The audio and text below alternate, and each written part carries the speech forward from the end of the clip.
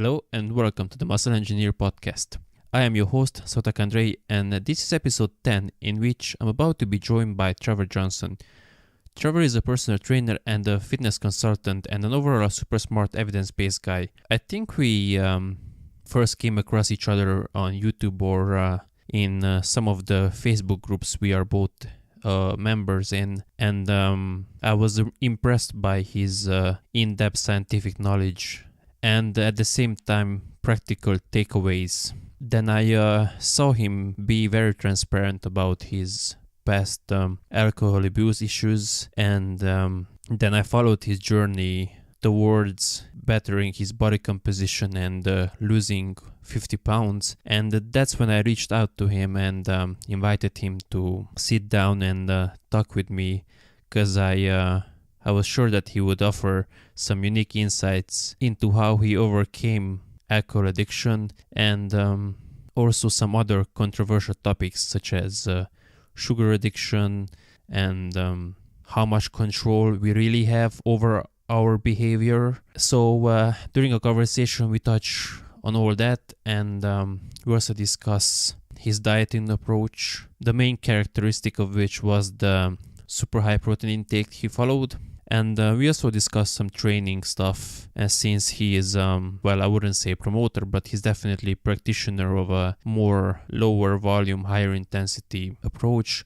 And we dive into why he prefers that method, and he also outlines some mistakes people make when following such a training strategy. So overall, I highly enjoyed this conversation, and if you listen to the episode, you will hear me towards the end say that we should wrap this up, because we could probably talk for hours. And after I stopped the recording, we actually did just that, and we talked for another, I think, 3 hours or so. So that tells a lot about how much we both love this whole fitness stuff and how many things we could have kept talking about. So let's not waste any more time, and let's roll with episode 10 of the Muscle Engineer podcast with Trevor Johnson. Trevor Johnson, welcome to the podcast. Hello, everybody out there. We've been trying to schedule this for a while, so I'm glad and I'm happy that it has finally happened. Yeah, that's kind of my fault. I'm horrible with scheduling. So no worries. So there are a number of topics I would like to go through, and just to kick things off, I know you have some history with alcohol issues, and I don't know how much you want to go into that, or how exactly that kind of came along with your fitness interest.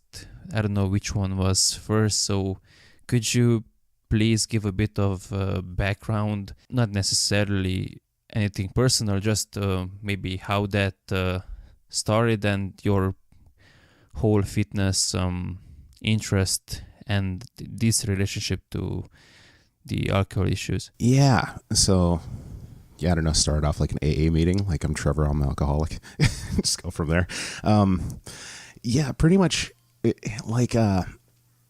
I've brought it before, like when I've recorded stuff, like it's very much when you go to fitness and alcoholism, it's such a dichotomous thinking type of thing. Because it's like, I really like fitness, I like working out, but at the same time, you do this whole thing that's totally destructive and you can never be in shape for it. So you kind of go back and forth. So for me, for years, it was just kind of a back and forth. Like you try to work out, and then you'd also have this whole thing of wanting to just totally be self-destructive and eat whatever you want and drink and stay up till 3 a.m. So that was kind of the thing I kind of went back and forth on for years. And that kind of started really when I'm 28 now. That started about when I was 17 is when I first started dabbling in drinking and stuff. And then I got divorced probably about 2 years ago. And then for about a year, it just got horrible, where it was almost on a daily basis. I was barely working out at all. And then it kind of got to, I would say, about December of 2016. And then you kind of get to a point where you think you're balancing everything fine, you're still working out, but then you catch yourself in the mirror one day and you're like, wow, I really have let myself get really out of hand. And this isn't just a thing where I'm balancing, I'm losing. And so at that point, it's like I went on the whole weight loss thing, and then I'm like, I lost about 50 pounds the last year. And that was a big part was just quitting the drinking aspect and really like putting that on the back burner and being like, I can't do that if I want this goal. So it went from kind of being dichotomous and trying to balance to really being like, I just have to get rid of this thing and really just focus on fitness. And so that's kind of, for me, where things kind of started to turn around a little bit, if that kind of covers it a little bit there. Yeah, for sure. So it's not like you went into the fitness thing to kind of use it as an escape. It was already part of your life, and the two kind of just interacted. Yeah, it was to a degree. Like, it was always part of my life, but I would say with the whole drinking aspect and getting rid of that, fitness took a way bigger role. So it's like at night or something, like instead of, I'm free at 9 and all the liquor stores close at 10, instead of going and, having nothing to do and having that as kind of a trigger just to have that free time. It's like, well, I'm going to go to the gym now and I'm going to do cardio for an hour. Like, just to kind of focus on something. And really, especially with the whole weight loss thing and being like, I want to lose 50 pounds, that becomes kind of a central goal. And so instead of you just being aimless, because when you're aimless and you have nothing planned, you have no goals in that aspect, it's really easy just to be like, well, why can't I drink right now? Like that, there's no negative aspect of that. When it gets to be the negative aspect is you're not going to reach your goal, then it's like, that's where fitness, I think for me, took a much bigger role in terms of just, taking fitness and just shoving it in that gap where the drinking was. It was kind of a really big thing for me, at least. Yeah, because with the fitness, especially with fat loss, you can see week-to-week changes, and after a certain point, even daily changes. Whereas if you kind of go down the unhealthy behavior route, especially with something like smoking or drinking, if you don't get into a caloric excess, if you just maintain your weight, you just kind of look roughly the same day to day, and the detrimental effects manifest themselves in the years rather than on the weeks or months with something like food over. I don't even want to call it abuse, but simply exaggeration, I guess. Well, I think you even see that too with people that, aren't alcoholics and stuff. Like, I made a video, I don't know, months ago, back when I was still doing that on a regular basis. And you have people, who diet Monday, Tuesday, Wednesday, Thursday, Friday, and they're in, an 800 calorie deficit and they're doing great. And then they go on Saturday and they go out for drinks with friends and they don't realize the 3 margaritas they have are 250 calories each. And they never factor that in. And then all of a sudden, just, going out and kind of just having fun, your whole deficit's ruined for the week. And so then they go from week to week to week and they're like, why aren't I losing any weight? I'm working so hard. It's like, well, because you're ruining it all during the weekend. Like, you're doing great 5/7 of the time. But I mean, if you kind of ruin it on the weekends, you're just not going to make any progress. So like what you're saying, like you just kind of go through and maybe you'll just maintain, but you're putting in a lot of work and you're not seeing any changes. Yeah, for sure. Just before we go deep into your overall fat loss journey, I have some questions that I think you can give some pretty unique insights into. So you mentioned that you previously thought that, well, you're balancing the drinking with your fitness and it's no big deal. And I think many people have this idea, especially when there are articles written about this topic, most of them, just to be politically correct, honestly, because I wouldn't word it that way. Most people would say, yeah, well, you can, of course, consume alcohol and be just fine. And it's funny because some even link those observational, I'm sure you've seen it, the observational research that shows that one drink a day kind of protects you from cardiovascular disease versus someone that doesn't drink. So I even brought up this question to someone that, are you seriously suggesting that if I'm not drinking, I am doing a detriment for my cardiovascular health compared to someone who drinks? And I guess the second part of this question, we can tackle it one at a time or both of them. I'm not really sure where the recreational consumption ends and where the addiction starts. I think it really depends. If you're going off of kind of government standards, I think they listed off for men, it's like 3 to 4 drinks a day. I think if you do that, pretty much you're kind of abusing at that point. But I would imagine, I have no idea. I would assume like there's a spectrum on that. Like, I'm sure some people can do that and they're totally fine. And other people, if they do that, they're kind of just going to be wrecked. I mean, even if you look through the genetics for that, you have certain populations that just can't even process alcohol. So they have one drink and they're just totally tanked. So I'm sure with them, it's like, yeah, they're doing 4 drinks a day. They're going to be in a bad time pretty soon health-wise. But for some people, like, I'm sure that'd be okay. I mean, I would say the biggest thing for me, and I wouldn't judge anybody for what they're doing, of course, but when it starts to be a detriment to other things, I think, like, then it starts to be an issue. So once it starts to get in the way of, like, things you want to achieve, or you're putting it in front of relationships and stuff like that, or it's just being dysfunctional in your life, but you just can't say no to it, then I would say you're probably then it becomes a problem. Yeah, that's certainly fair. And although it just, for me, it would seem that being constantly, because if you drink three, 4 beers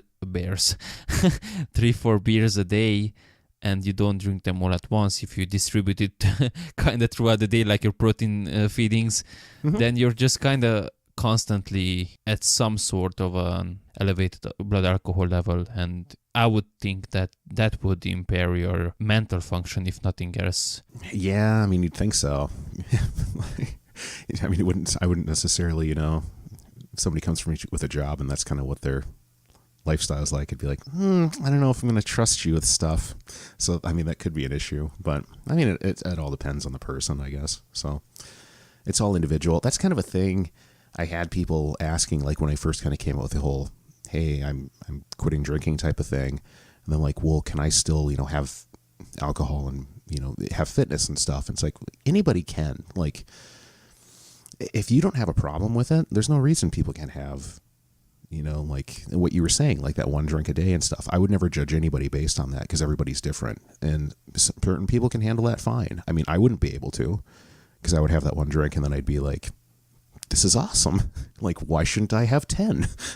Like, I just go off the rails. But, you know, anybody, it's all individual. It all kind of breaks down that way for me, at least. Yeah, it's great you mentioned well, I'm just going to have one thing, because that's a great segue into the whole food addiction or sugar addiction thing, and the classical IFIM advice. So, well, just have half a cookie or half an Oreo or something. And I've seen that strategy backfire so miserably so many times, for myself included. Yeah, and that's such a weird thing. And if it's your macros people, the people who are like hardcore into that, who really just push it to everybody, it's almost like if you tell somebody, like, yeah, if this is a trigger for you, don't have it. And then they're like, no, but you have to have it. Like, you can't avoid anything ever. It's like, if it's a detriment, then yes, you can. It's like, if somebody's an alcoholic and they're like, you know what, man, this whole not drinking thing's really hard, especially like I wanted one. So, you know, I take like a shot every day, and man, it really triggers me just to want more. And then you kind of go like, well, then just don't have the shot every day. Like, if that's making it harder for you, then just don't do it. And same thing with like food. Like, I have a big thing, and I brought this up in videos before, like with chips. Like, if I have a few chips, man, I'm eating the whole bag, and I will mentally justify why I can do that in seconds. So for me, it's like, it's easier just not to have that than it is to try to have 3 or 4. So if some people can do that, and they can be like, you know, I'm going to have half a slice of pizza, and I'm going to fit it in my macros, fantastic. You're greater than I, but there's no way like I would be able to do that, because for some people, they're going to have that 1/2 slice. And then when it's just going to be what's called preoccupation. They're going to start mentally being like, well, okay, I can have another one, and then I'll do 20 minutes more cardio tomorrow. And then they'll have that next one. Then it's like, you know, if I just eat perfectly the rest of the week, and I'll just cut out some carbs later on, I can have 2 slices. And then it could be a thing of like a snowball effect of, now they're making like, you know what, I'm going to eat no food for the rest of the week, and then I'm going to eat the whole pizza. It's like, yeah, that's not going to happen. Pretty much like they're just going off the diet at that point, and they're just kind of ruining it for the week for that deficit. So it's just easier just not to have it. Definitely. And I've made similar calculations before that, well, tomorrow I'm just going to fast or some shit like that. And that's how disordered eating starts. So that's like, when you brought up like sugar addiction and stuff like that, I don't know if you would go into that at all as far as like what I think about it. Yeah, sure. Because from someone who has faced actually addictive substance abuse, I would be interested to hear if you think that's a fair comparison. Well, kind of when you sent me those topics, I was reading an article, I think by Krieger. Is it James? Is that his name? James Krieger, yeah. Yeah, okay. So I was reading his article, like after you sent me topics and stuff, and I wanted kind of the fitness consensus on it in terms of like what people thought. And kind of what it was going off of is like it just doesn't exist. And, when you give rats like ad libitum intake of sugar, like they eat less. And then I'm like, okay, like there's two areas you can kind of go down with that. You can either go down the physiological aspect and how it really affects somebody, like in terms of is it really addictive? And then you can also go down the aspect of what's the psychological effects? And is it psychologically addictive? And is it just a trigger for somebody? And if you're just going the physiological, I think there can be a case made that certain foods can be addictive to people, especially if you look at some of the studies, I mean, it's not even really getting the substance. It's literally the preoccupation, the anticipation of getting something can heighten the dopamine aspect. I think like Robert Sapolsky's brought that up before. Like if you give, like with gambling, like there's nothing inherently addictive about gambling. What's addictive is the preoccupation, the thinking about it, the risk reward of, am I going to win? Am I going to lose? That spikes dopamine completely. Like even when I was in rehab, there's a whole wing at the rehab that I went to. All it was gambling. They had no issues with drugs, alcohol. People might have, but they are completely addicted to putting money on a table or calling a bookie about a game. And that is perfectly acceptable as being addictive. So can certain foods be to certain people? I think you can have some of those addictive aspects for sure. And that kind of goes to the physiological. I'm sure with some people, if they're trying to diet and then they have, like, man, I shouldn't have these things. Like, should I? They're walking down the aisles of their grocery store and they're like, man, I don't know if I should get these or not. And should I? I don't know. And it gets to be preoccupation.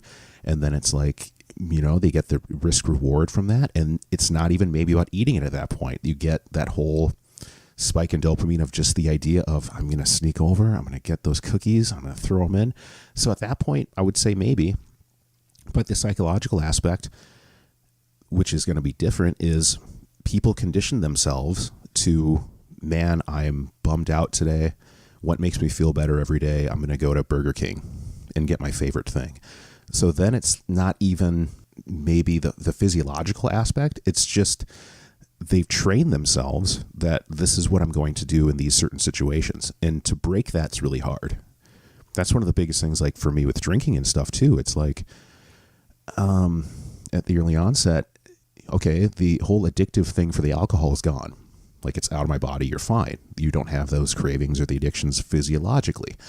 But it's daily working on the psychological aspects of, I'm going to change what I do in my life and I'm going to restructure things and then work on, like cognitive behavioral therapy, like working on my thinking patterns to get my mind out of, oh, I've had a rough day. What am I going to do? Well, I'm going to go drink. Well, no. What are you going to do now when you've had a rough day, when you don't have that option?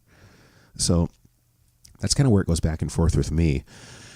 And I think, so yeah, it's interesting too with dieting because they're really like, no, there's no addiction to food. There's no sugar addiction. But when you really talk to people and you really work with people in terms of changing their lives, you really do get a lot of the same things that people use for addiction treatment are used for dieting as well. Because it's all behavioral and lifestyle change. So even if you're looking at it with dieting and you look at the success rates, it's a 5 to 10% success rate for dieting. If you look at people going through rehab and quitting drinking or drugs, it's 5 to 10% success rate. Like, so, if people want to nitpick, like, oh no, it's not really addictive technically, whatever. But in the end, you're going to use the same techniques anyway as if it was. So, you kind of break it down like that. It's like, whatever. If somebody just wants to sound smart, they're going to be, no, it's not actually addictive. It's not actually a real thing. Okay, fine. But in the real world, it is. So you brought up, I actually took some notes here because you brought up so many good points. With regards to the last point that you mentioned, well, in real life, the interventions are going to be the same. I'm pretty sure Alex Viada wrote something about this on Facebook. Have you seen some of his posts around that whole Halo Top ice cream thing? Certain comments or labels they wrote on the packaging, they wrote things like, well, who needs portion sizes? You're going to eat the whole tub at once anyway. And a bunch of similar messages, which kind of Alex pointed out that hinted or kind of suggested people into going into mindless eating and not even paying attention to portion control or fullness or something like that. Just down yourself in the ice cream and just have a whole tub at once, whether you want it or not. Okay, so as far as that being like a negative thing or like a triggering type of thing? Alex pointed out that, well, people who are kind of having bad relationship with food, those would be the opposite of what strategies someone might implement with those people. Like, you would want them to pay attention to portion sizes and how they feel, and eat mindfully and stop when they are full. And instead, these particular ice cream kind of suggested people to do the opposite. Yeah, I mean, that can be bad for sure. I don't know if I really would get after the company about that, because, I mean, you can kind of look at the same thing too with like alcohol and stuff like that, and alcohol ads. Like, look how great it is. Go out and drink and it's wonderful and everything. It's like, so they're making it look great. It's like, but for certain people it's not. And that can be really triggering in terms of, man, like maybe being out, like for me, like maybe drinking is a great thing. Look how much fun those people are having in those Bud Light commercials. So it's like, then it can be that. But I mean, I think the biggest thing with something like that is, sure, that can be triggering for certain people, but it kind of breaks down to the individual to be like, all right, this is triggering for me, so I'm either not going to have this, or how do I work on myself to not have that be a trigger? Because triggers are going to be everywhere. You're not ever going to get away from that. I mean, pretty much I pay for everything like Hulu, YouTube, and stuff. And I was actually at, I believe, my parents' house watching TV, and every single commercial that comes up is like, you have one for alcohol, one for a fast food place, or two or three. So it's like everybody every day watching just regular ads on TV, you are getting bombarded with drinking and food constantly, or pharmaceutical drugs in the US. I mean, those are on every single commercial too, or every commercial break. So you constantly have these things going at you all the time. And so the thing, instead of looking at it like, how dare you guys do this? You have to, I think for me, and again, this is just for me and how I would look at it, you have to look at it more like intrinsically and be like, okay, these things are going to be out there. How am I going to deal with them? And that's kind of where it breaks down more for me. I mean, I love Alex's posts. I haven't seen that one, but I remember him bringing up ones about, I think, like eating disorders or addiction and stuff like that. And they hit home for me 100%. I love his writings. I think he's great. But that I would maybe disagree with that a little bit about going toward the company. I think it'd be more, I wouldn't say wise, but more of a better thing if somebody is being affected by what somebody writes on an ice cream tub, maybe work on yourself a little bit more and work through that. So like, so maybe that's a little bit different. Yeah, I definitely wouldn't want you to make opinions about Alex's post based on what I remember off of it. So about the sugar thing itself, so I have mainly two big issues with those that say that sugar is addictive. One is that they reference usually fMRI studies or something like that. Well, when you eat sugar, this brain region lights up, and well, that lights up due to all kinds of stimuli, like hugging a kid or petting a dog or something like that. So well done. It just seems like a superficial thing to me. And two, it's the foods itself, because I wouldn't debate at all that food can be a trigger and can be addictive. Like, there are those TV shows, My 400-Pound Life, something like that it's called. It's there in the US, and those people like are just consuming crazy amounts of food, like 9,000-10,000 calories a day. Like, that's just stupendous. But that's not sugar, or even the foods that are brought up. well, sugar is addictive. Look how much cake people eat. And it's like, well, cake is like 40% fat, 50% sugar, you know? Like, yeah, even no one eats straight up sugar is a bit of a weak argument, but it does have a point that, okay, obviously, I can see your point, but at the same time, I disagree with the original proponent. So I'm not sure why sugar is itself is kind of selected or... Yeah, to kind of back up to your point, it's my 600-pound life, because this is America, sir, and we don't do 400 here. Sorry. But yeah, I mean, I can see your point for sure. And I would, if I'm going to back up on mine, I don't necessarily mean sugar itself is addictive. I'm more talking about food in general. And so when I'm talking like triggering foods, like for me, when I was saying it's chips, it's that the saltiness, the texture, that is for me what does it. And for other people, it's probably other things. So yeah, I think like food in general, although I have never met anybody who's addicted to like chicken breast by any means. It's normally fat or sugars. So yeah, you have that. And then you also have certain combinations of foods that can contribute to that as well. So you have like, there's a really good video, if you ever watch like those eating challenge TV shows, where like one guy is eating just a massive milkshake. And he literally is getting almost to the bottom, and he's like, I can't go on. This is horrible. And so what he eats with it, he orders really salty French fries, and then he starts eating a few of those. And what that does is now you got rid of palate fatigue, which I made a post about it yesterday because I was looking up stuff again, and I remember that video for the show now. And you can get over palate fatigue by just the combinations of foods. And then you eat some of those saltiness because it gets rid of that sweet sensation. And now you can go back to eating sweets again. And so that too, I think, can be triggering when you put the combinations together. So I think like what you were saying, like, yeah, I mean, people eat like cake and it's like mostly fat. It's like, yeah, and it's also the combination of what they're eating with it too. And it's I think hyperpalatability, I think is what they would normally put it as. So, I mean, I think it's definitely stuff like that. And that's, I mean, for some of those people, that's definitely how they're eating that many calories in a day. Is there a combination of all these foods and stuff? Yeah, sensory-specific satiety is definitely interesting. And there's a book, I'm not sure what it's called, but I know it's about this specifically, the food industry and how they engineer food. And I have my degree in food science, and I had a class, kind of sensory analysis, and we had to fill for a couple of food items, and it's kind of how food manufacturers establish whether a consumer is going to like a food or not.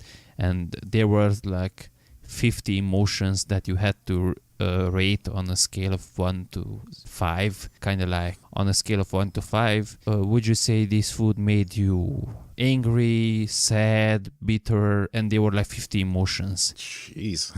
Yeah. And obviously they look for the happy feelings, because no one likes a food that makes them sad or angry.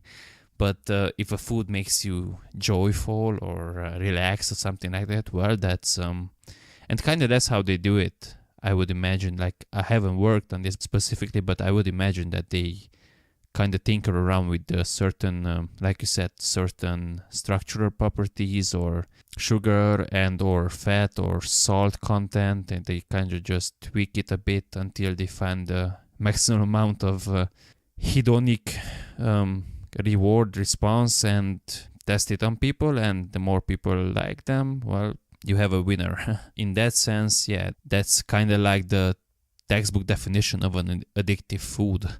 Like, that's how they design it. So yeah, and I mean, I would think too, at least for the manufacturers of these, like, I wouldn't think they would be mad if their food was addictive.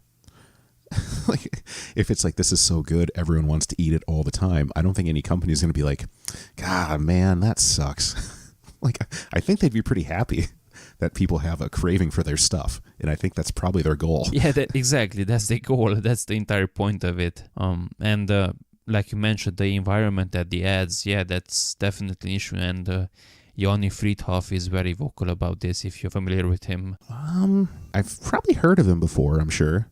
Sounds familiar. Yeah, he works in some sort of a public health office, kind of something like that. And he has had a lot of blog posts and videos about why you can't just have one, and you can't just constantly throughout the day. Like you said, you're bombarded with 60 different things, and you can't just keep saying no, no, no, because after a while you just get tired and you're like, fuck it, I'm tired of this, I'm just going to eat that. And Yeah, like even like when I go and like pick up my kids from daycare, like I have to go from one side of town, and it's like 22,000 people. It's not a huge city I'm in by any means, and I have to drive down the main first street, main drag.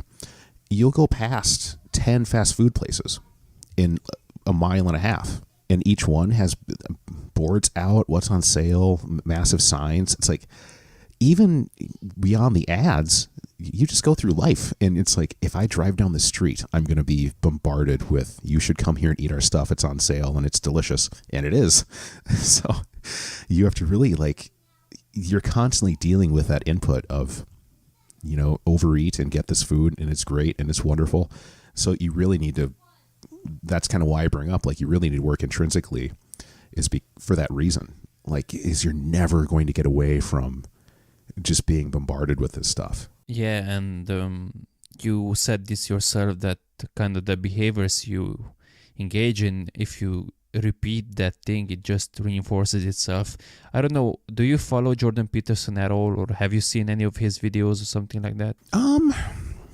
I watched some of his stuff probably 2 or 3 years ago, and since then, like, this is like back when he first was bringing up pronouns, and he was on like the Gavin McInnes show years ago, and this was before he even got famous. And since he really like kind of blew up and exploded and stuff, I haven't watched a lot of his stuff. I love his stuff. I absolutely love. I don't care all that much about the political stuff, but his overall life lessons, I think those are great. And one of his saying is, stop making yourself weak. And essentially what he means by that is, stop doing things that you know are bad for you and you know are harming your long-term well-being, because what he says is that by doing that, you are actively reinforcing that side of you, and the next time you are facing a decision like that, you are that much more inclined to do that action again or take that decision, and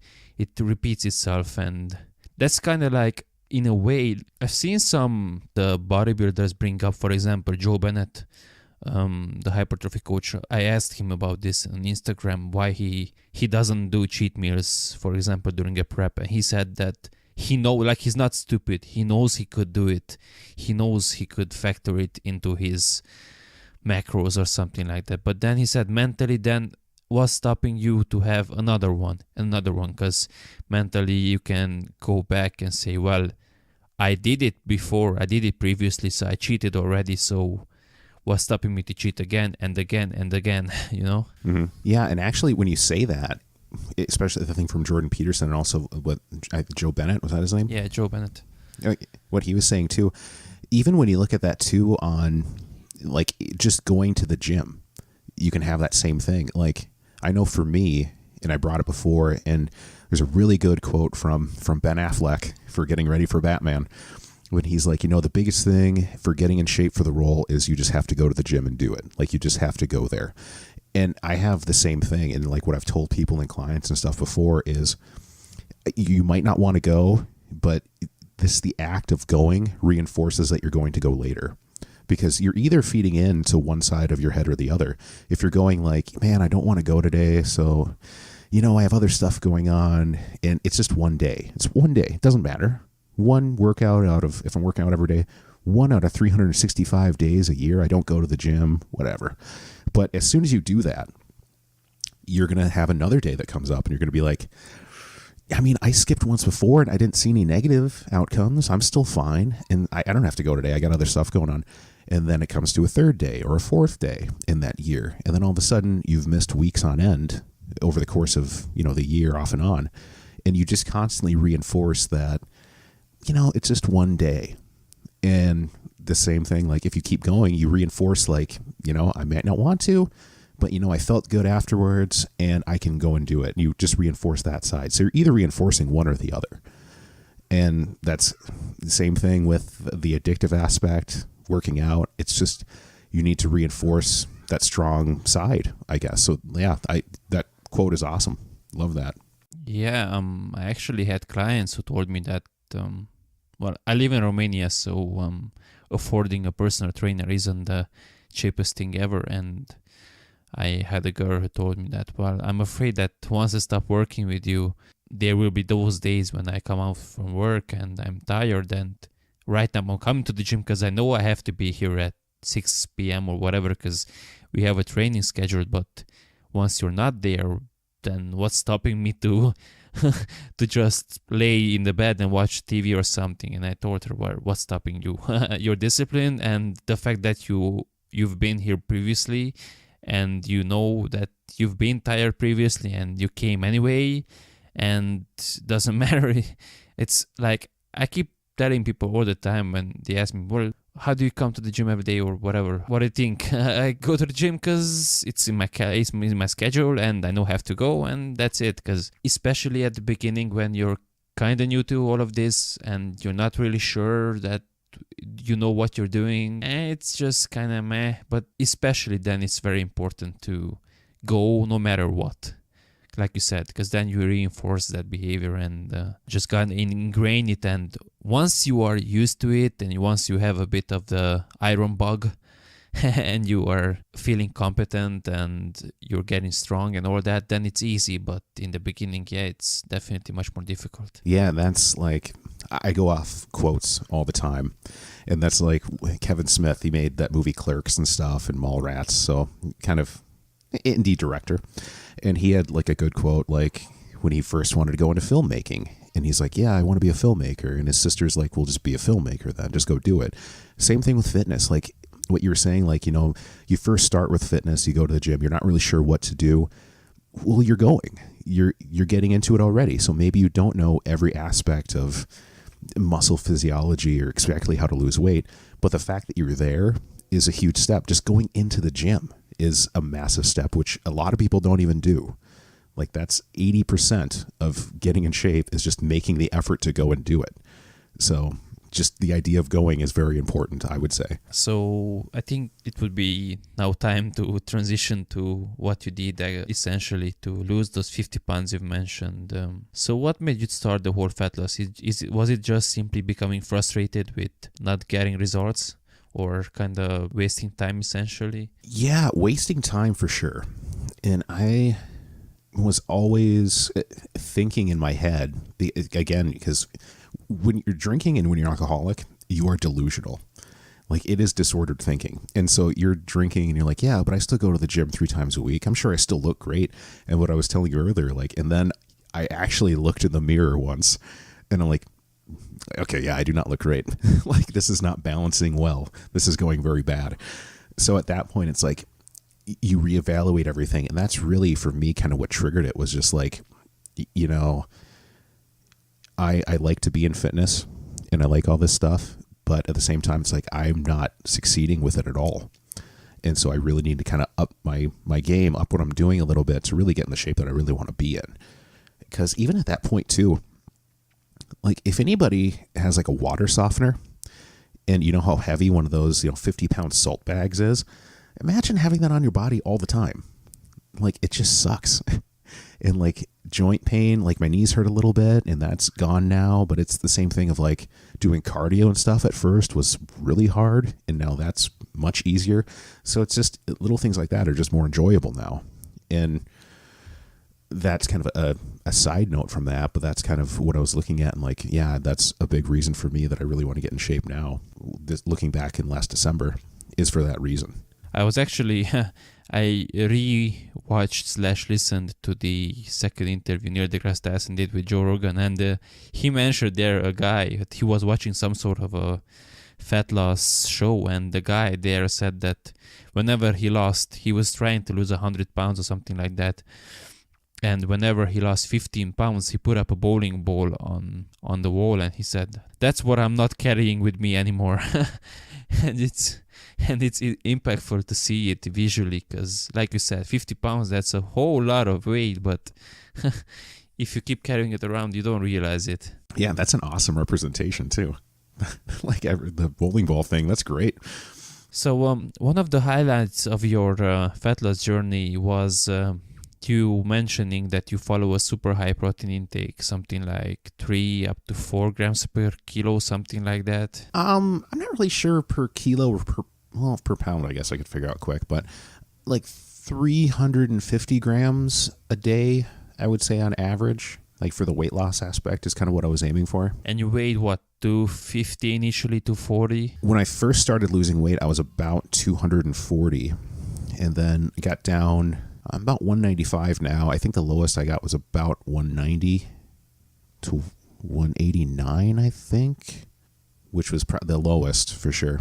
Yeah, so around 1.5 grams per pound, which would be 2.2 times 1.5, 3.3 grams per kilo. That's a fair degree higher than most people would do.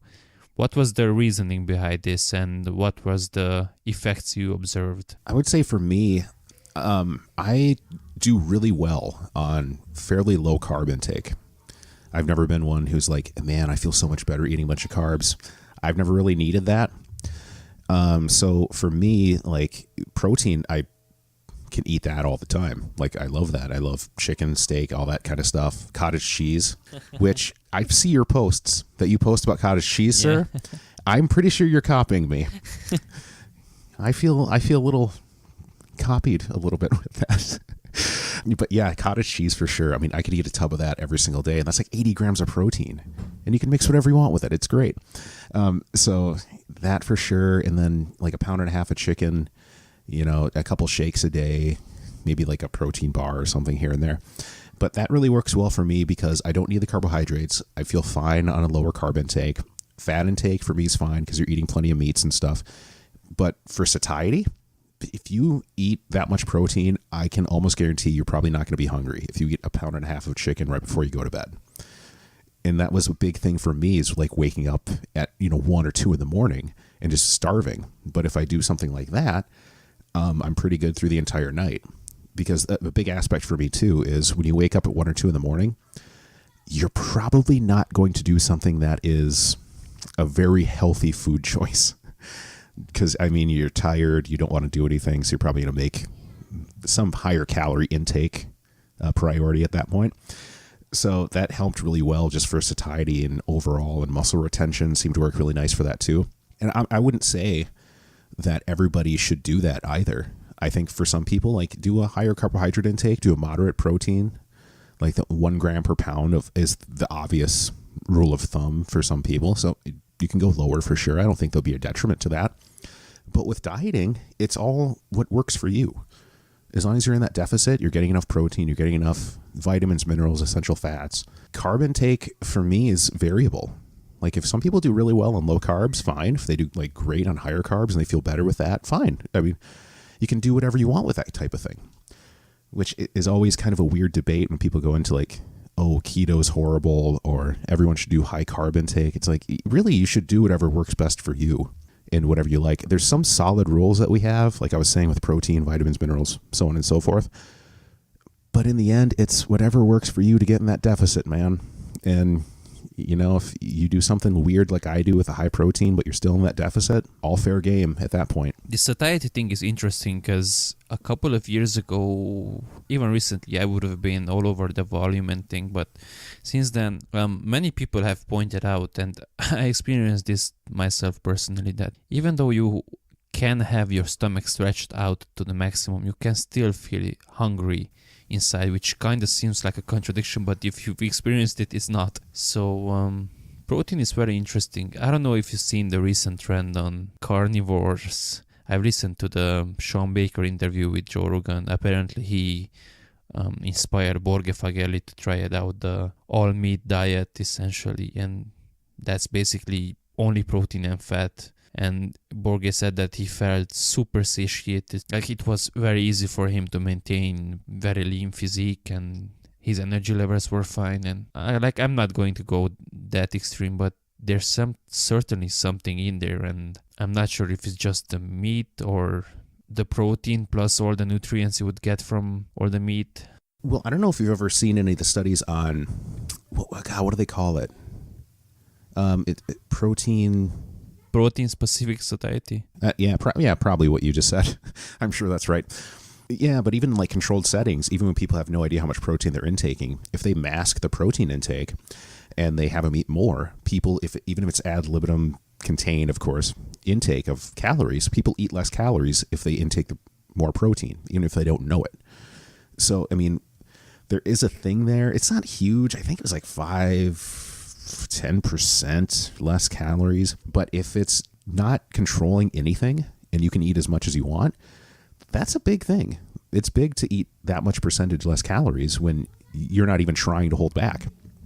So there is a thing there, like with that protein intake and just knocking out satiety seems to work pretty nice. I did my thesis on high protein diets and health, and one of the aspects I touched on was satiety, and I remember reading about that, and there were some speculations that maybe there is some sort of it wasn't really well documented, well supported, but it was one of these hypotheses that maybe there is some sort of threshold that you have to pass with your protein intake, meaning even if you eat a large amount of food, if you don't have enough protein in that, we won't feel satiated enough. Well, I know that's like with me for sure.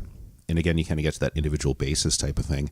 I mean, if I eat carbs, I could eat those all day and I'm never going to feel that full. But with even like a whey shake or something like that, or the cottage cheese, I can eat that and I can be fine for hours, even past, the overall digestion time and stuff. It's just, there's something about that,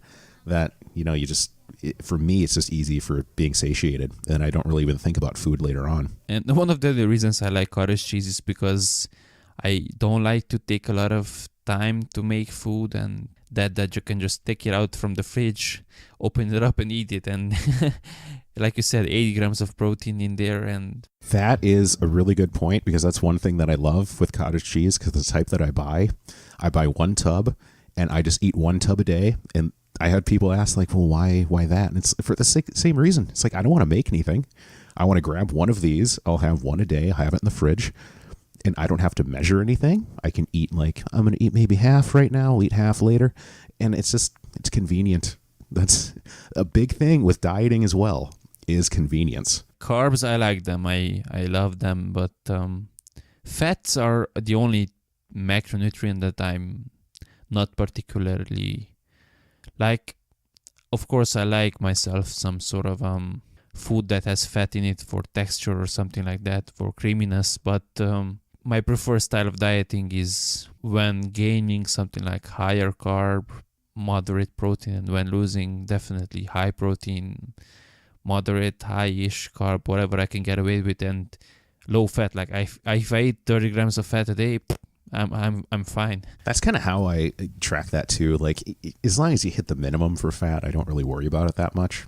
And so, especially when you're eating meats and stuff, I mean, you have most of it covered already, so you're probably fine. It's not really a big concern for me, at least. So I'm kind of the same way with that too. I like to include a couple of whole eggs, even on the fat loss, because those are super nutrient dense. But other than that, I don't even put olive oil, and that would be the healthier ones. Something like canola oil, definitely not. Yeah, and even with that, like, that's, as far as like even supplements and stuff like that too, like I'll supplement with like some omega-3s and stuff like that, just to make sure you get some of the essential fatty acids too. But the rest, kind of throw it up in the air at that point. So I do whole eggs too. I've always done a couple of those, especially when it's like eating chicken breast or something like that at night, and they're so low in terms of fat content now. It's like, throw a couple of those on just so you get some fats with that too, but that'd really be about it. One other thing you could probably include, if you like it, is liver. Just from the nutritional point of view, they are super, super nutrient rich.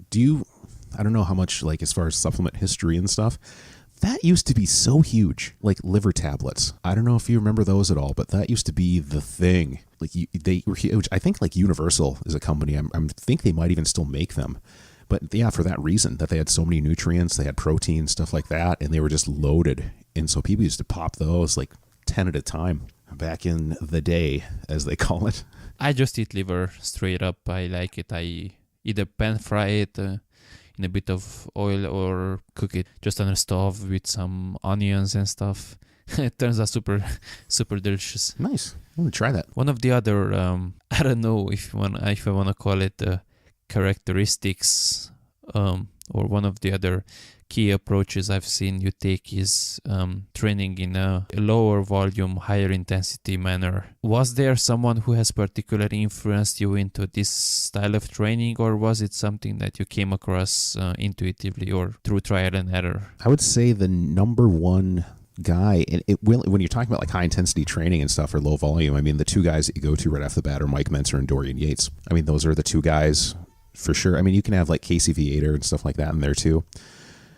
But I mean, those two guys for sure impacted it the most. And now I think recently now, you can look at like DC training. I think Dante Trudell, I think he's the guy that came up with that. But I mean, you can look at that too. And I mean, it is fairly low volume, higher frequency normally with something like that, which is what I do mostly, is higher frequency but lower volume. But I think, yeah, I mean, it seems to work fine in like as far as time goes.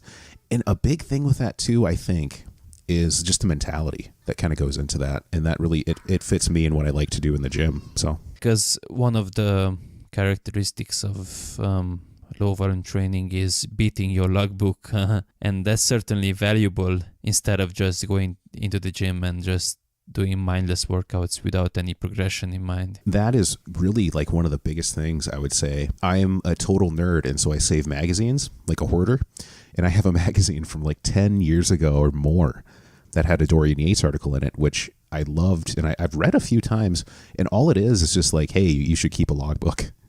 And you should write down what you're doing. You should, every time you go to the gym, you should try to beat what you did the time before. That should be your goal. And that's the thing too with like going to failure and stuff like that, is you go in and you're just pushing it as hard as you can. Like you need to do as good as you can. You have a logbook here. You know exactly what you need to hit or go above, and you just go from there. So yeah, that's every iteration of high intensity training that I've seen. It's always, that is the big thing. It's beating your logbook. You go in and you try to do better than what you did before. Yeah, I definitely track my workouts, but I use a phone application. But I do use for some of my clients, I I use the old logbook, and I write with my especially beautiful handwriting the workouts we do together. And there is some distinct value of writing it yourself instead of just copying the workout. Yeah, I had a teacher probably in 7th grade,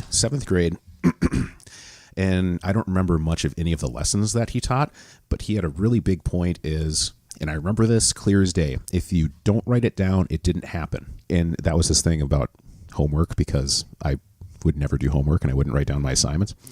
And so he would bring that up, like, if you don't write it down, it didn't happen. Like, you're not going to remember what you did. And that stuck with me since that time. Is the same thing with working out. Like, you see people in the gym all the time, and you see them January, and then you see them the next December. They're doing exactly the same thing. Nothing has changed. It's the same weights they're doing. It's the same routine. And what else hasn't changed? They look exactly the same as they did a year ago, because they don't track anything. They don't try to beat what they were doing before. And it's great. Like, hey, you're in the gym, you're working out, wonderful. But if somebody has a goal of, I want to get bigger, well, you're going to have to do more than what you were doing a year ago. So that's how it rolls. And if you don't write it down and you don't know, you're not tracking, I'm sure for some people they could be like, no, I'm progressing fine. But are you? How do you know?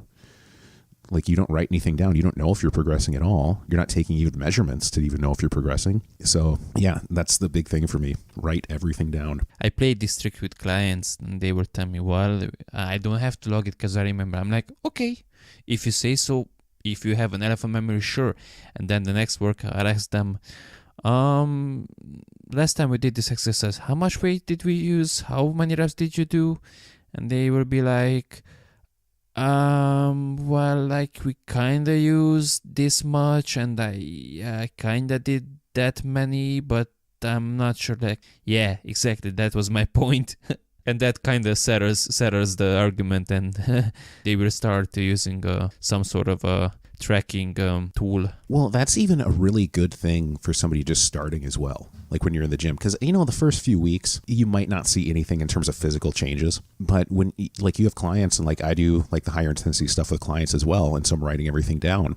And so when we're doing an exercise, and you're like, okay, I track everything myself, so I have it clipboard because I'm a Luddite. I don't use apps like you technical people. Like, I just write everything down still. But when they're doing like a weight or something in an exercise and they got maybe 10 reps last week and now they're back again, we're trying it and they got 12. And so it's like, all right, you got 12, write that down. And it's a motivating factor for people, especially when they just start off like, wow, I'm getting stronger. I got stronger in a week. Like, those are things that you can track and manage and be like, look, you're succeeding. You're getting better at this. And you have it written down right here, clear as day, tracked, that here's how you're getting better before the physical changes even manifest. So I think that for people starting out, I think that can be a big motivational factor. Do you ever experience that people kind of run themselves into the ground with this low volume approach? Like, if you're so fixated on trying to beat your previous performance that you, let's say, especially if you take some sort of a periodized approach and you have easier weeks and deload weeks and then some sort of a intensification throughout the weeks, have you ever seen, maybe even with yourself or with clients, that they just start things too heavy and by week 2 they just kind of stuck, so they keep hitting failure after failure and not really accomplishing much? The biggest thing I think when it comes to that and people kind of running themselves into the ground is when your whole goal is you want to beat what you did previously, you have the tendency to do anything in your power to make that happen. And what the biggest thing that happens with that then is, let's say you're doing curls one week and it's just perfect form, perfectly controlled. And then you look at yourself 5 weeks later and you're lifting more weight for sure, but your form sucks because the only way that you were able to increase the weight that you were doing is to just deteriorate your form to the point that you're just swinging weights in the air. And what happens then is you're not really making progress. What you're doing is you're just increasing your injury risk and that's where I think people kind of run themselves into the ground with high intensity training, is they don't know when to reevaluate their form. And that's the biggest thing I've always pushed with like the stuff that I do is form reevaluation. Like, you can't just progress and weight every week without really doing kind of an audit on how you're doing the exercises. Like, they should be consistent from week to week. So that's kind of the biggest area I've seen with anybody kind of running themselves into the ground is they just start using really bad form. And then they just get injured or pull something. And then it's like, yeah, that's going to set you back for sure. Execution is the absolute foundation of hypertrophy training. And as much people in the evidence-based community like to shit on Ben Pokorski, there is really no one better out there when it comes to execution and actually contracting muscles instead of just shifting weights, as my British friends like to say, shifting weights up and down. Yeah, and that's kind of a big thing, kind of along that lines. I think if people are doing the higher intensity stuff too, that you really need to get over is, let's say you're using 40 pounds one week. Like, you need to be okay with then being like, you know what, I'm not doing this effectively. I need to go back down to 25 pounds. Like, you need to be conscious enough to know, like, you're lowering the weight, sure, but you're hitting the muscle more effectively. Like, that has to be a thing. That's more of like an ego thing, I think, with people too. Like, you talk to some people and like, you should maybe lower that a little bit. It's like, oh, I'm not doing that. Like, I've worked up to this weight. It's like, okay, well, you can work yourself up to the hospital later on when you get a muscle tear. Like, that's just what's going to happen. So people just have to kind of get over that aspect too.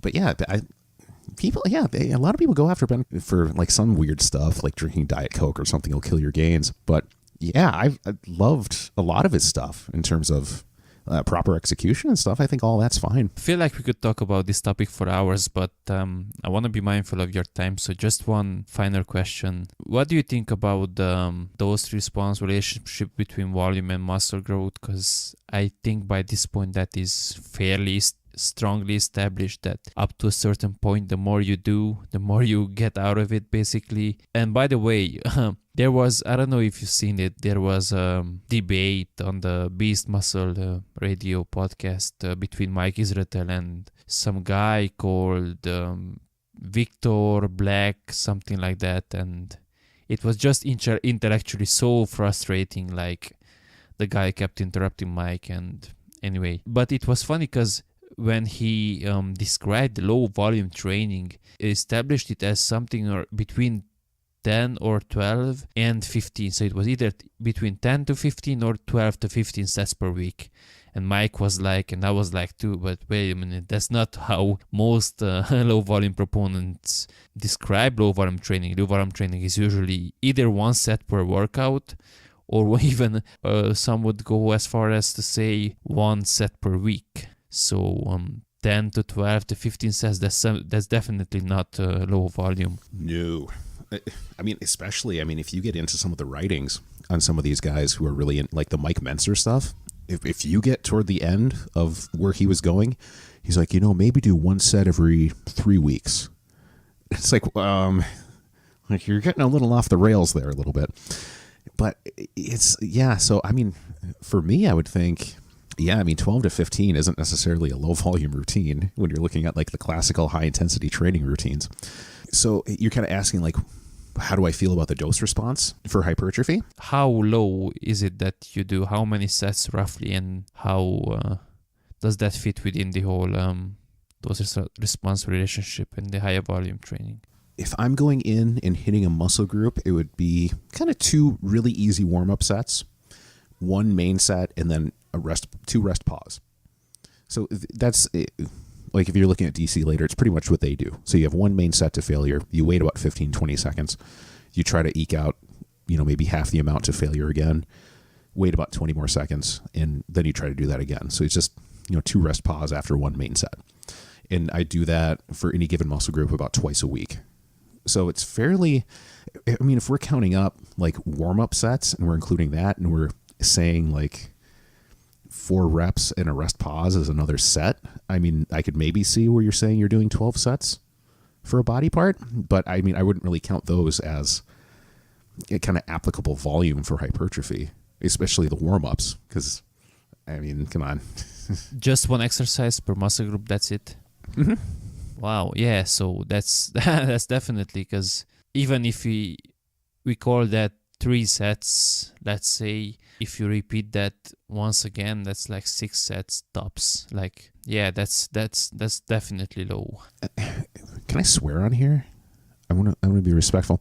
The one thing that you get into, I was really into high intensity training. Well, I still am to a certain degree, but when you really get into like the HIIT high intensity training Jedis, is what they're called, the people who are just adamant about everyone has to do it, they tend to be kind of bitches about it.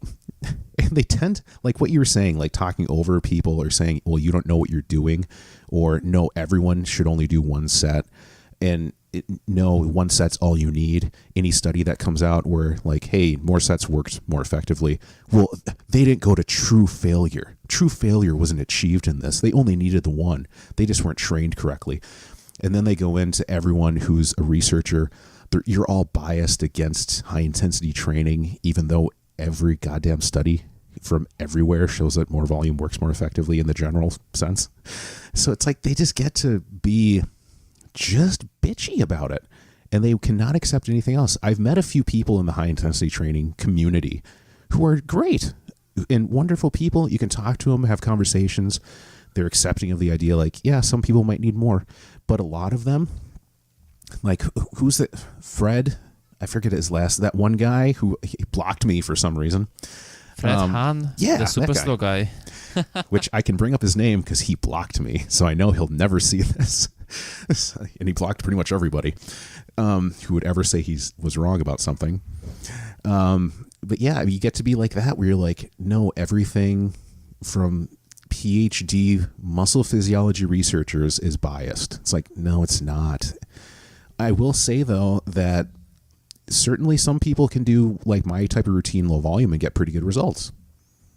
Like, I think some people do that because you can look at the general consensus on volume and show like, yeah, more tends to work more effectively.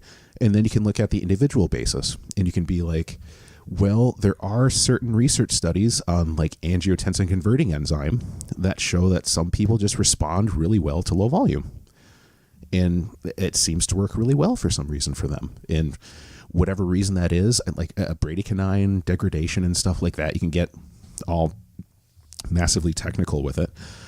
But some people just respond more effectively to resistance training, and they get along fine with low volume. And some people need more of a stimulus to get the same effect. That seems perfectly reasonable to me. So like if I'm looking at it, I would be like, for clients, for people in the real world wanting to get results, maybe start lower. You don't need to start off doing like the old Arnold routines, which I don't know if you ever read his book, but holy shit. Like I'm not going and doing 40 sets a day of multiple exercises and then going again at night and doing stuff like that's not going to happen. Like for people in the real world who have, families, jobs, I think it's perfectly reasonable to have those people start off with a lower volume, kind of a higher intensity routine. And then if it gets to a point where like, hey, I'm not seeing as much results as I want, well, then you can up it a little bit. I think that's perfectly reasonable, but a lot of people get really upset about that aspect. And they're like, you're not doing it the most effective way. You're not research-based right now. It's like, yeah, well, I mean, there's research showing that lower volume works. It's just maybe you'll get more later on by doing more. So, of course, if you do even that one set to failure, like you said, with the 2 drop sets or something like that, rest pause sets, you will certainly get some growth out of that. Like I think the main argument, it's never thing of black and white or this works and that doesn't. It's about the magnitude and whether one practice or one strategy works better than the other. And like you said about starting people lower volumes there, like pretty much all I do at the gym is try convincing people to do less shit, like focus more on execution and do actually quality work. Like for example, right now, like my chest, I've gotten pretty good at the execution and anything over 8 sets, and that's usually 6 sets of presses and do some sort of a fly, and my chest like physically hurts. Like I feel that, holy cow, if I'm gonna do another set, I swear I'm going to tear something. Like it hurts so bad. like it's almost screaming like, okay, that was enough.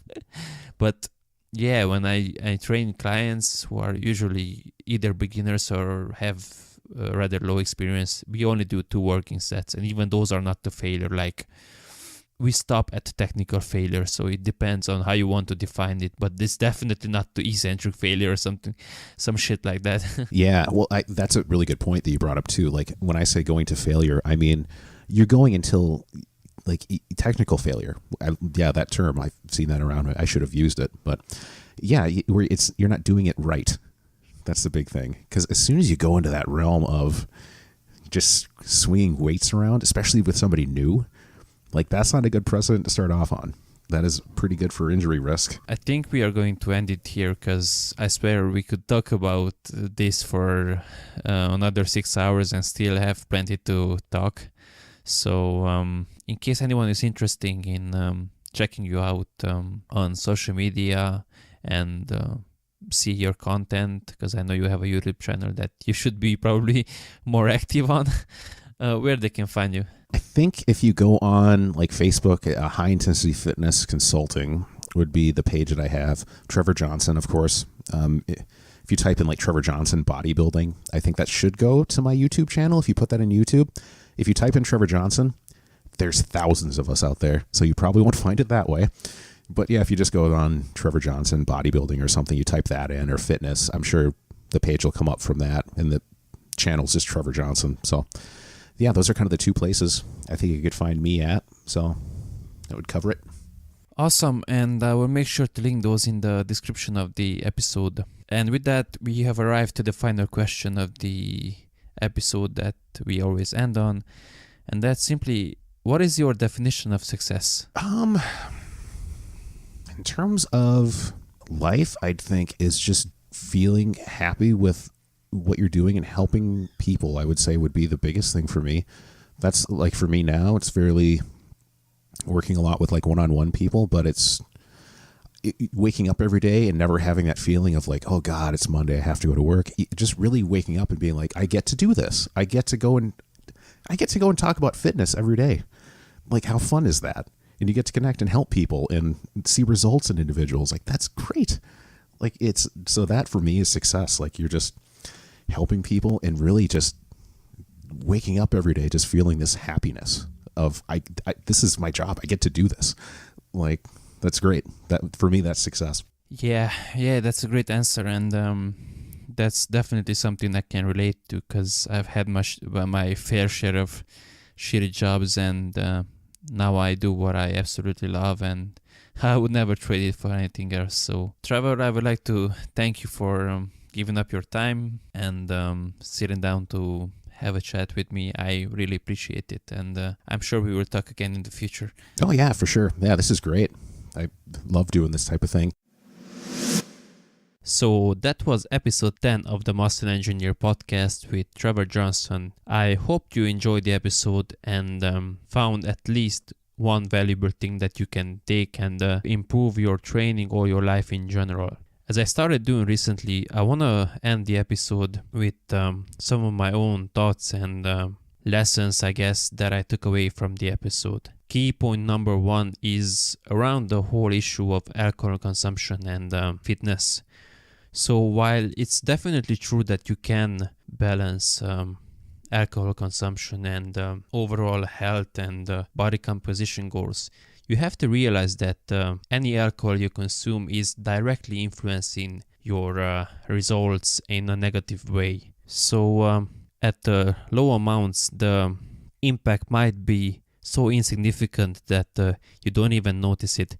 As you start consuming more and more alcohol, the detriments will become more and more visible, with the most extreme and obvious example being the outright addiction that I'm sure everyone will want to avoid. So if you start noticing that alcohol is directly influencing your behavior and the decisions you make, please reach out to someone, try to find help. Second point is around the whole issue of sugar or food addiction in general. So while the scientific literature is indicating that sugar addiction per se is not real, from a practical point of view, like Trevor said, the behaviors people engage in are definitely similar to the behaviors alcohol or addicts in general manifest. So even though they may not be technically addictive, these hyperpalatable engineered foods are definitely an issue, and most people would benefit from reducing their intake, especially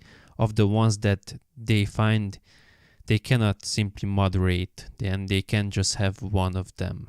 In that case, I think simply avoiding them, it's a better choice, and you gotta remember that just because someone decided to make a new product doesn't mean that you have to buy it. And the final point is around training, and two very important key considerations that were highlighted by Trevor, which I fully agree with, are one, the value of tracking your workouts, whether that be in a logbooking form or using a phone application like the FitNotes app I personally use. Whatever it may be, it's super important to actually write down what you did and try to beat that over time. And the other key aspect of training is ensuring you have proper execution and not letting progressive overload or trying to lift heavier and heavier cause a detriment in your execution, because the overall stimulus on your musculature might be even lower than the one you provided with a slightly lighter weight, but your overall injury risk will be higher. So always make sure you lift heavier over time, or you do more and more over time, but also make sure that you're not throwing execution out completely just so you can log a higher number in your logbook. Those were my 3 key messages that I wanted to leave you with. So as a final reminder, as always, feel free to share the episode with a friend or with someone who would benefit from it. If you're feeling extra generous, you can leave me a review on iTunes or wherever you get your podcast from. And feel free to reach out to me with whatever comments or questions you might have. Until next week, take care.